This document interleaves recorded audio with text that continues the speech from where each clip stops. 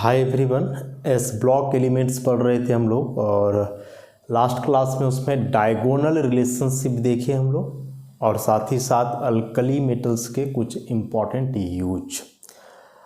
अब इसमें बचता है अल्कली मेटल्स के कुछ इम्पॉर्टेंट कंपाउंड्स हैं, उसके बारे में हम लोग पढ़ेंगे। Compounds of alkali metal, compounds of alkali metal, कई इंपॉर्टेंट कंपाउंड्स हैं जो डेली लाइफ में हम लोग से सामना करते हैं। सबसे पहले इसमें आता है sodium carbonate decahydrate, sodium carbonate decahydrate, ऐसा Na2CO3 10H2O। इसी को हम लोग वॉशिंग सोडा के नाम से भी जानते हैं। कपड़ा धोने के लिए इस्तेमाल किया जाता है, वॉशिंग सोडा कहलाता है। Very important, washing soda, sodium carbonate decahydrate इसका केमिकल नेम हुआ। बात करें हम लोग प्रिपरेशन की बात करें तो प्रिपरेशन के लिए एक बहुत ही इम्पॉर्टेंट मेथड है Solvay process. Very important method Solvay process. क्या है सॉल्वे प्रोसेस?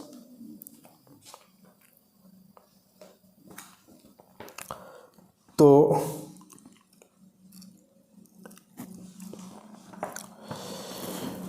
इसमें बोल रहा है कि ब्राइन सॉल्यूशन क्या होता है? तो अप्रॉक्स 28% सोडियम क्लोराइड का एक्वस सॉल्यूशन, मतलब सोडियम क्लोराइड का 28 ग्राम, बाकी का 72 ग्राम में 72 ग्राम वाटर में डिजॉल्व किया जाए तो जो सॉल्यूशन बनेगा वह कहलाएगा इसका 28% NaCl सॉल्यूशन। क्या उसका मतलब बताएं हम? 28 ग्राम NaCl को डिजॉल्व करो 72 ग्राम वाटर में, ऐसा तो कहलाएगा या इसका 28% NaCl सॉल्यूशन, जो और ब्राइन सॉल्यूशन के नाम से जाना जाता है, ब्राइन सॉल्यूशन। अब बोल रहा है कि यह जो ब्राइन सॉल्यूशन होता है वह अमोनिया में डिजॉल्व होता है, या पूरा जो है फिर अमोनिया सॉल्यूशन में डिजॉल्व होता है, अमोनिया सॉल्यूशन में, अमोनिया सॉल्यूशन में डिजॉल्व होता है। क्या होता है रिएक्शन? देखो, अमोनिया गैस को वाटर में डिजॉल्व करोगे in the presence of carbon dioxide तो यह बनाता है अमोनियम कार्बोनेट। ठीक, इस अमोनियम कार्बोनेट को अगेन, या जो अमोनियम कार्बोनेट है इसको फिर से वाटर में डिजॉल्व करो CO2 के साथ ही, तो इस बारी बदल जाएगा अमोनियम बाइकार्बोनेट में। यहाँ ही कहलाया ammonium carbonate, this is ammonium carbonate, और यहाँ ही हो जाएगा अमोनियम बाइकार्बोनेट, ऐसा। अब यह जो अमोनियम बाइकार्बोनेट है इसी को मिलाना है ब्राइन सॉल्यूशन के साथ, दिस इज अमोनियम बाइकार्बोनेट, और यहाँ ही ब्राइन सॉल्यूशन में इसको मिला देना है, ऐसा। इंपॉर्टेंट है ब्राइन सॉल्यूशन क्या है, या पूछता है सॉल्वे प्रोसेस से कौन सा कंपाउंड बनता है, तो वॉशिंग सोडा, यही सब चीज़ ध्यान में रखना है। अब यह अमोनियम बाइकार्बोनेट जब ब्राइन सॉल्यूशन मतलब सोडियम क्लोराइड से रिएक्शन करेगा तो sodium bicarbonate plus ammonium chloride बनेगा। यहाँ यह प्रिसिपिटेट के रूप में बनता है सोडियम बाइकार्बोनेट। सोडियम बाइकार्बोनेट हम लोग इसको बेकिंग सोडा के नाम से जानते हैं, तो बेकिंग सोडा भी कहीं ना कहीं डायरेक्टली बन ही गया इससे। तो क्या होगा सॉल्वे प्रोसेस में? सबसे पहले ब्राइन सॉल्यूशन क्या है 28% NaCl एक्वा सॉल्यूशन, इस ब्राइन सॉल्यूशन को मिलाया जाता है अमोनिया सॉल्यूशन से, लेकिन अमोनिया सॉल्यूशन डायरेक्ट नहीं, वह अमोनिया वाटर में डिजॉल्व करेगा CO2 के प्रेजेंस में। पहले अमोनियम कार्बोनेट बनता है, फिर अमोनियम कार्बोनेट सेम रिएक्शन करेगा वाटर और CO2 से, तो अमोनियम बाइकार्बोनेट बनेगा। और फाइनली अमोनियम बाइकार्बोनेट जब NaCl से रिएक्शन करता है तो सोडियम बाइकार्बोनेट प्लस NH4Cl, मतलब यहाँ से यह सोडियम बाइकार्बोनेट मेन है जो प्रिसिपिटेट के रूप में होता है। और फिर यहाँ से इसको क्या करना है, फिल्टर कर लेना है, छान लेना है जिस बर्तन में करा रहे हो रिएक्शन। उसके बाद इस अमोनियम बाइकार्बोनेट को जब आप हीट करोगे स्ट्रांगली तो यह कन्वर्ट हो जाता है sodium carbonate plus carbon dioxide plus H2O। This is sodium carbonate. समझ गए ओवरऑल रिएक्शन क्या है?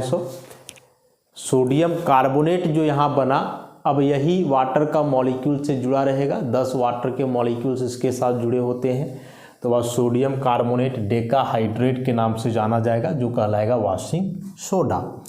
तो अमोनिया को जब वाटर में डिजॉल्व किए in the presence of CO2 तो फर्स्टली बना अमोनियम कार्बोनेट, फिर से अमोनियम कार्बोनेट को H2O में डिजॉल्व किए in the presence of CO2 again, तो बना अमोनियम बाइकार्बोनेट। अमोनियम बाइकार्बोनेट को NaCl के साथ ट्रीट करवाए तो सिंपल सा डिस्प्लेसमेंट रिएक्शन हुआ, अमोनियम आयन हटा, सोडियम आयन चला गया, सोडियम बाइकार्बोनेट जो प्रिसिपिटेट के रूप में मिलेगा, अमोनियम क्लोराइड अलग। अब इसी सोडियम बाइकार्बोनेट को स्ट्रांगली हीट किया जाए तो यहाँ से सोडियम कार्बोनेट मिल जाता है, और यह वाटर प्लस CO2, तो यही वाटर का मॉलिक्यूल जो है 10 उसके साथ जुड़ा रहेगा, जो ओवरऑल उसको वाशिंग सोडा बना देगा, मतलब सोडियम कार्बोनेट डेकाहाइड्रेट का फॉर्मेशन कर देगा। उसके बाद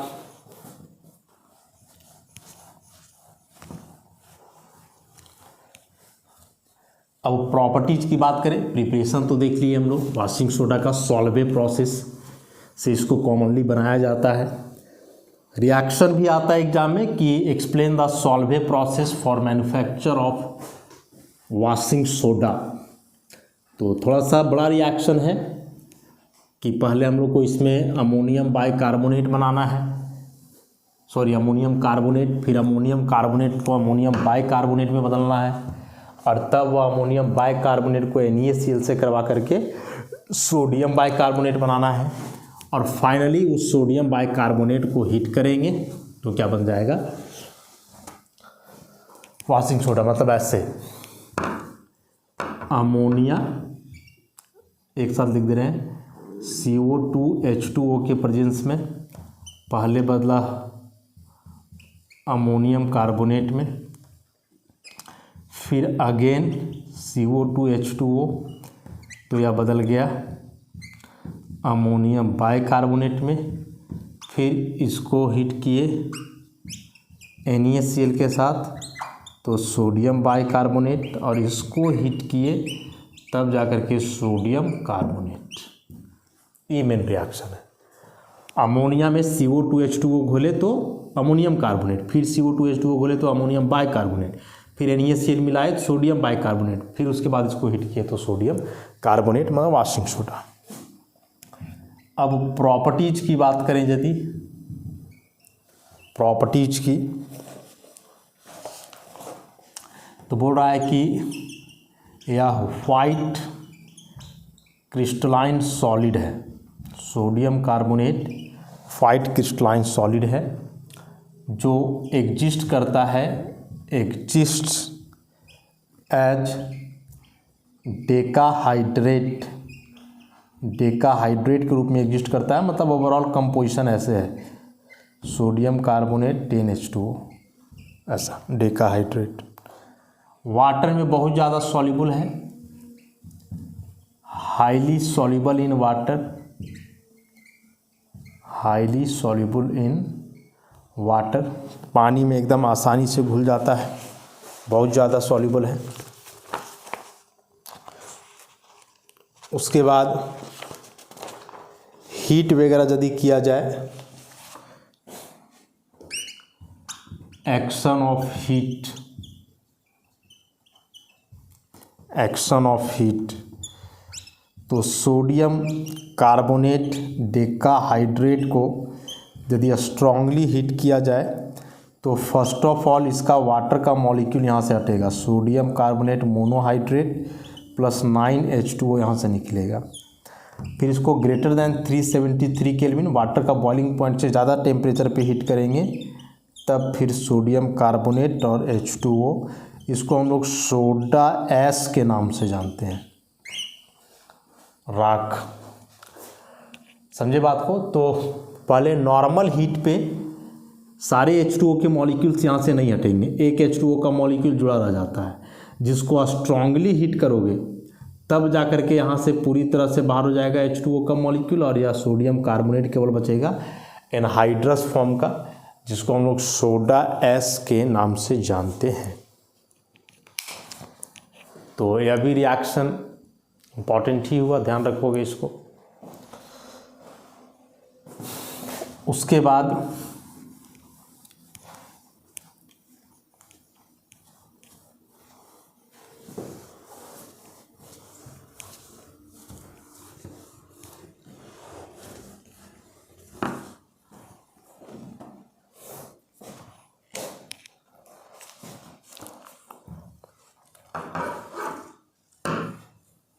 reaction with milk of lime।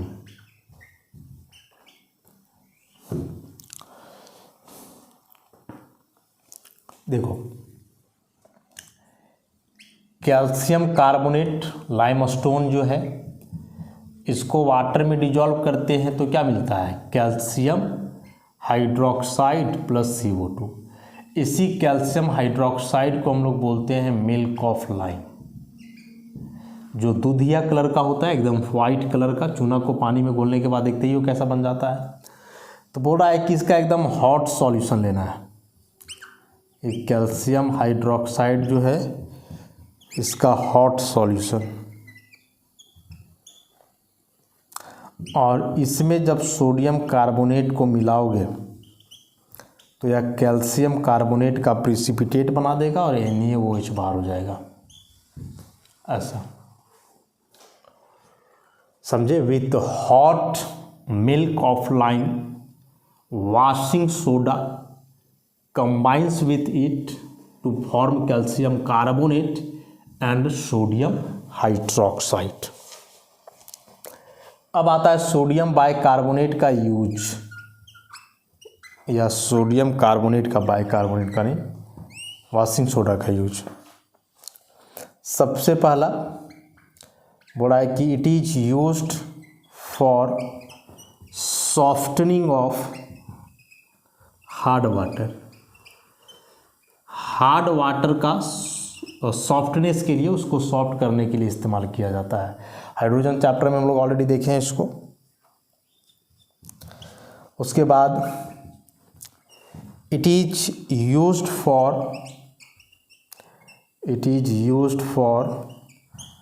washing purposes in industry,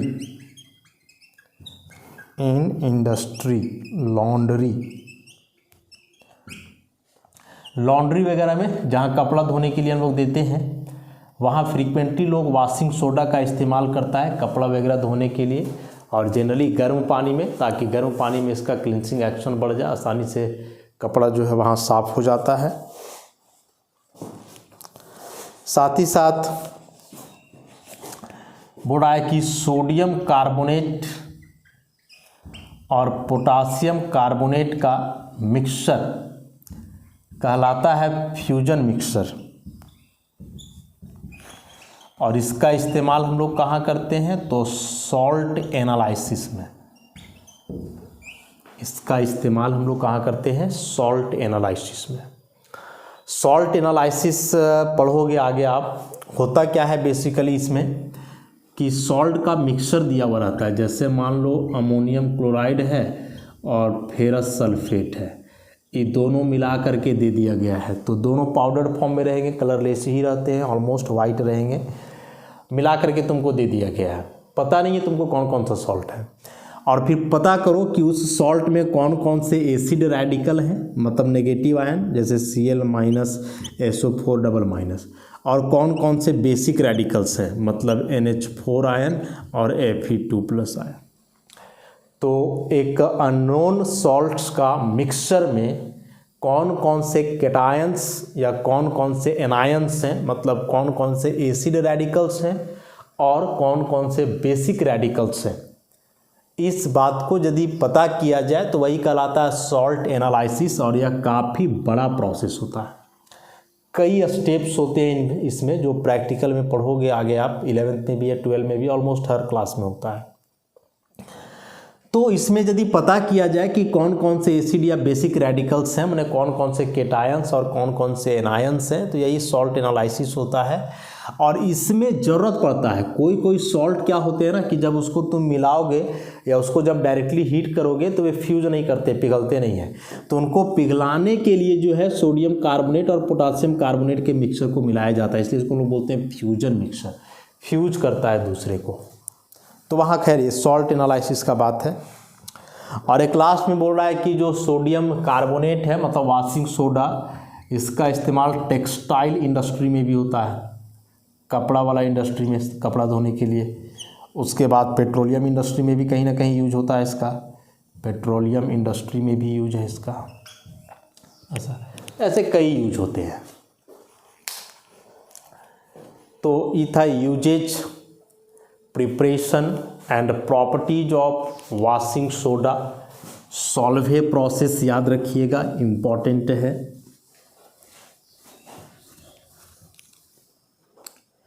अगला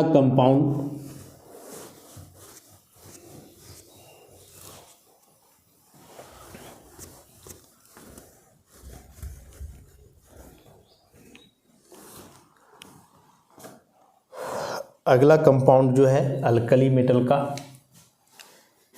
वह भी एक इम्पॉर्टेंट ही कंपाउंड है, जिसको हम लोग सोडियम क्लोराइड के नाम से जानते हैं, सोडियम क्लोराइड NeSCl। ऐसा बनता कैसे है, प्रिपरेशन की बात करें तो हम लोग जानते हैं कि जो सी वाटर है, समुद्र का पानी, वह मेजर सोर्स होता है, major source of sodium chloride. हालांकि समुद्र का पानी में केवल सोडियम क्लोराइड ही नहीं होता है, इसके अलावे और भी कई सॉल्ट्स हैं, इसके अलावे और भी कई सॉल्ट्स होते हैं। तो वहाँ से कैसे बनता है सोडियम क्लोराइड, सी वाटर है, समुद्र का पानी, इसका इवापोरेशन किया जाता है, इवापोरेशन किया जाता है इसका। इवापोरेशन करोगे तो यहाँ से जितने भी वोलेटाइल मटेरियल्स हैं, वाटर वगैरह, वो सब तो इवापोरेट कर जाएगा, वहाँ से निकल जाएगा। तो यहाँ से बनेगा क्रूड सोडियम क्लोराइड, माने सोडियम क्लोराइड मिलेगा लेकिन प्योर नहीं, इसके साथ और भी कोई सॉल्ट्स मिले हुए रह सकते हैं। अब यह क्रूड सोडियम क्लोराइड में बोल रहा है कि और जो सॉल्ट होंगे में contain the impurity of calcium sulphate हो सकता है, कैल्शियम क्लोराइड हो सकता है, मैग्नीशियम, बेसिकली कैल्शियम और मैग्नीशियम के सॉल्ट्स होंगे। उसके बाद बोल रहा है कि यह जो क्रूड सोडियम क्लोराइड मिला, जिसमें ये सारे इम्प्योरिटी जुड़े हुए हैं, इसको घोला जाता है dissolve in minimum amount of water, कम से कम पानी में क्या करना है, इसको डिसॉल्व कर देना है। तो कम से कम पानी में यदि इसको डिसॉल्व कर दोगे तो क्या होगा कि इसमें से जो NaCl है वह सॉल्यूशन के रूप में सेपरेट हो जाएगा, सॉल्युबल होता है, और बाकी के जो इम्प्योरिटी बचे, इम्प्योरिटी वे इनसॉल्युबल होंगे, वे उसमें घुलेंगे नहीं। तो यहाँ से इसको छान दो, फिल्टरेशन कर दो इसको, और जब छान दोगे तो फिर यहाँ से अलग अलग हो जाएंगे।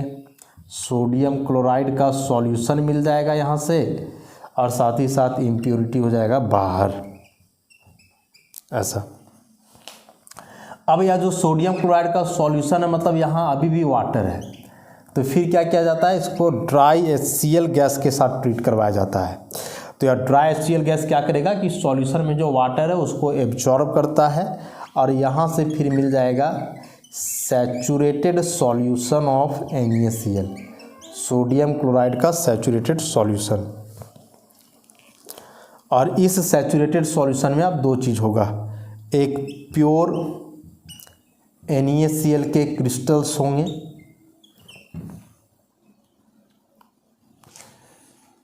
और बाकी के जो इम्प्योरिटी हैं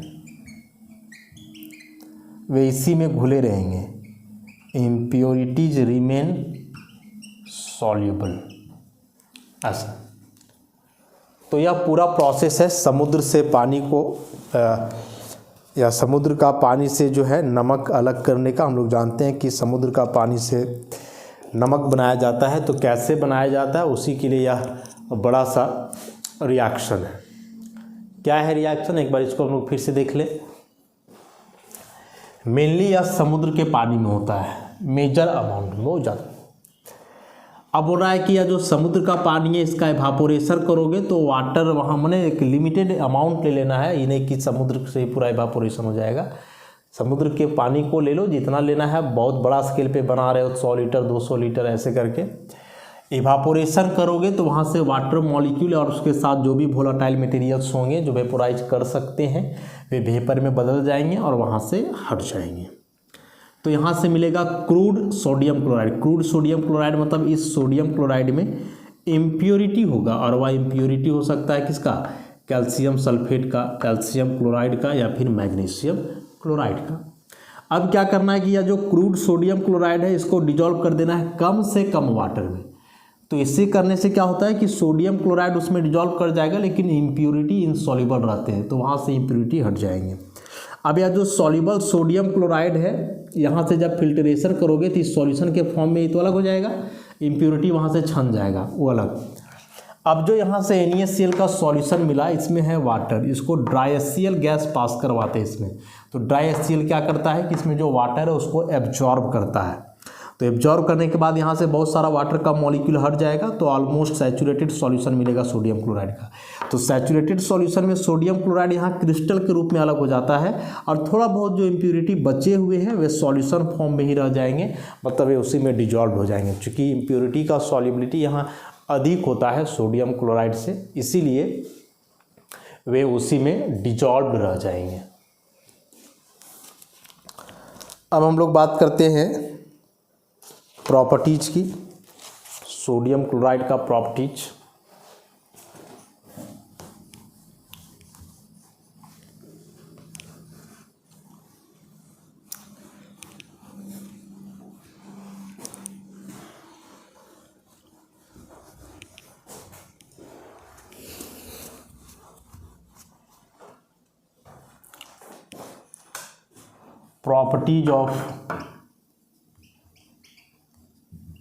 प्रॉपर्टीज ऑफ सोडियम क्लोराइड। देखो, सोडियम क्लोराइड यदि सॉलिड क्रिस्टल है तो यह कहलाता है रॉक सॉल्ट। वही सोडियम क्लोराइड का यदि 0.91% एक्वस सॉल्यूशन है तो ये कहलाता है सेलाइन वाटर। और सेम कि सोडियम क्लोराइड का यदि 28% एक्वस सॉल्यूशन है तो वह कहलाता है ब्राइन वाटर या ब्राइन सॉल्यूशन। समझ गए? इसको एकदम याद रखना कि सोडियम क्लोराइड सॉलिड क्रिस्टल के रूप में है तो जाना जाएगा रॉक सॉल्ट के नाम से। वही सोडियम क्लोराइड 0.91% एक्वस सॉल्यूशन के रूप में है तो कहलाता है सेलाइन वाटर। और सेम सोडियम क्लोराइड का 28% एक्वस सॉल्यूशन है, तो वह कहलाता है ब्राइन वाटर। तो ये तीनों चीज़ सोडियम क्लोराइड ही है, लेकिन अंतर है, सॉलिड क्रिस्टल है तो रॉक सॉल्ट 0.91% है, सेलाइन वाटर 28% सॉल्यूशन है, तब इसको ब्राइन वाटर के नाम से जानते हैं। तो याद रखना इसको, ब्राइन वाटर या ब्राइन सॉल्यूशन एक ही चीज़ हुआ। अब आते हैं कुछ स्पेशल प्रॉपर्टीज़ के। Sodium chloride basically white crystalline solid होता है, देखते ही हम लोग, नमक जो है वाइट क्रिस्टलाइन सॉलिड है। क्रिस्टलाइन सॉलिड वगैरह क्या है, तो क्रिस्टलाइन सॉलिड मतलब जिसका डेफिनिट अरेंजमेंट हो ऑफ पार्टिकल्स, जिसके पार्टिकल्स का एक रेगुलर अरेंजमेंट हो, डेफिनिट अरेंजमेंट हो, वह कहलाता है क्रिस्टलाइन सॉलिड। मेल्टिंग पॉइंट काफ़ी हाई है, 1081 केल्विन। ऑब्वियसली बॉइलिंग पॉइंट इससे भी ज़्यादा होगा, 1713 kelvin. Highly soluble in water, highly soluble in water, पानी में काफ़ी अच्छे से आसानी से घुल जाता है। 36 gram of NaCl can be dissolved in 100 gram of water at 273 kelvin. Normal जो है स्टैंडर्ड टेम्परेचर 0 डिग्री सेल्सियस, इस टेम्परेचर पे बोल रहा है कि मैक्सिमम 36 ग्राम NaCl को 100 ग्राम वाटर में डिजॉल्व कर सकते हो। हालांकि टेम्परेचर बढ़ाने से सॉल्युबिलिटी बढ़ता है और घुलेगा, लेकिन एक नॉर्मल कंडीशन है जिसमें 100 ग्राम वाटर में मैक्सिमम कितना ग्राम NaCl घुल सकता है, तो 36 ग्राम NaCl। उसके बाद बोल रहा है कि जो प्योर सोडियम क्लोराइड है वह नॉन हाइग्रोस्कोपिक होता है, नॉन हाइग्रोस्कोपिक होता है, लेकिन इसमें कुछ कैल्शियम या मैग्नीशियम के इम्प्योरिटीज होते हैं और इन इम्प्योरिटीज के चलते वह हाइग्रोस्कोपिक हो जाता है। हाइग्रोस्कोपिक कहने का मतलब हुआ टेंडेंसी टू एब्जॉर्ब वाटर।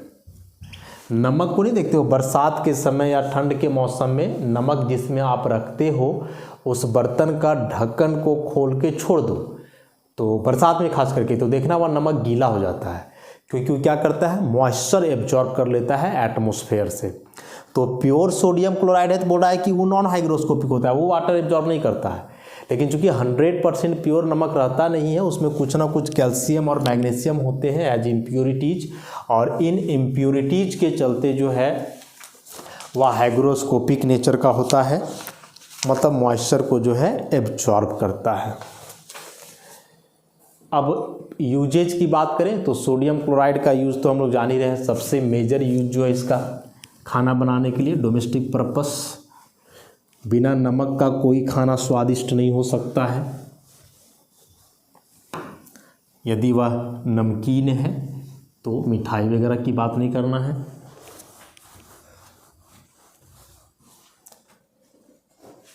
तो यूजेज की ओर आते हैं हम लोग। यूजेज,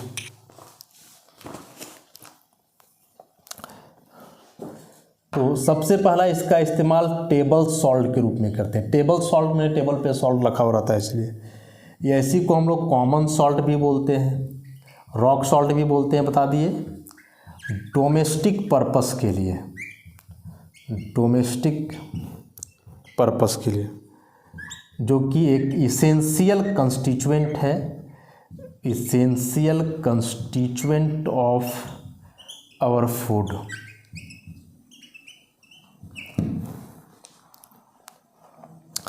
उसके बाद इसका इस्तेमाल फ्रीजिंग मिक्सचर के लिए भी किया जाता है। फ्रीजिंग मिक्सचर सुने होंगे या पढ़े होंगे कि वह जगह जहाँ बहुत ठंड होता है, जैसे इंडिया की बात करें तो ठंड के मौसम में जो कश्मीर शिमला वगैरह है, तो वहाँ हर जगह बर्फ़ से ढका हुआ रहता है, बर्फबारी होते रहता है। तो इस बर्फ़ को पिघलाने के लिए इस पर नमक छिड़का जाता है। तो यह नमक यहाँ फ्रीजिंग मिक्सचर का काम करता है क्यों होता है, काहे होता है, सब चीज़ आगे पढ़ना है। लेकिन नमक हम लोग यहाँ छिड़कते हैं और ये बर्फ़ आसानी से वहाँ से पिघल करके हट जाता है। उसके बाद कहीं ना कहीं बोल रहा है इसका यूज़ टेक्सटाइल इंडस्ट्रीज वगैरह में भी होता है। तो यह था सोडियम क्लोराइड। तो इस लेक्चर में हम लोग दो इम्पॉर्टेंट कंपाउंड्स के बारे में पढ़े। अल्कली मेटल के दो इम्पॉर्टेंट कंपाउंड्स, बेसिकली सोडियम के ही दोनों थे। एक सोडियम कार्बोनेट डेकाहाइड्रेट मतलब वॉशिंग सोडा, और दूसरा हम लोग देखे इसमें सोडियम क्लोराइड के बारे में। उसमें से सॉल्वे प्रोसेस वहाँ काफ़ी इम्पॉर्टेंट है। और सोडियम क्लोराइड में वैसा कुछ है नहीं, बस एक जो तीन बताए हम, रॉक सॉल्ट, सेलाइन वाटर और ब्राइन वाटर, ये तीनों में क्या अंतर है इसको ध्यान में रखोगे, एग्जाम में क्वेश्चन आते हैं। तो आज के लिए इतना ही, बाकी का डिस्कशन फिर हम लोग आगे के लेक्चर से करते हैं जिसमें कुछ और कंपाउंड्स के बारे में पढ़ेंगे।